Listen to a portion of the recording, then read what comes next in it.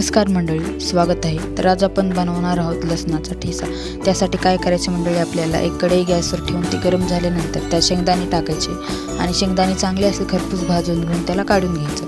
त्या शेंगदाणे भाजल्यानंतर काय करायचं, त्याच कढईत आपल्याला ना थोडंसं तेल टाकायचं. तेल कडकडीत असं गरम झालं ना, त्यानंतर आपल्याला त्यात जिरे टाकायचे.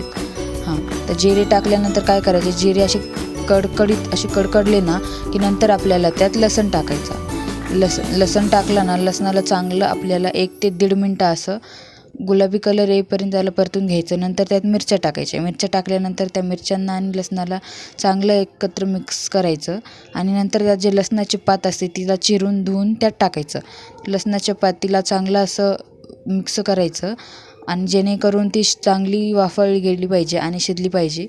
तिला म्हणजे बारीक चिरा, जेणेकरून मिक्सरमधून काढायला आपल्याला सोपं जाईल.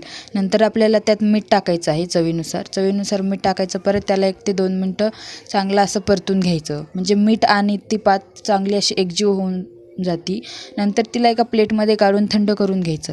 थंड करायचं आणि काय करायचं मंडळी, ती थंड झाल्यानंतर एक मिक्सरच्या भांड्यात तिला टाकायचं आणि मिक्सरच्या भांड्यात टाकल्यानंतर त्यात आपल्याला जे शेंगदाणे आपण खरपूस असे भाजून घेतलेले ते टाकायचे.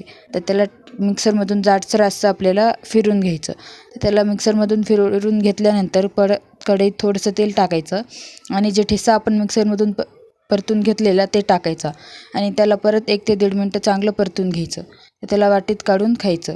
व्हिडिओ आवडल्यास लाईक करायला विसरू नका.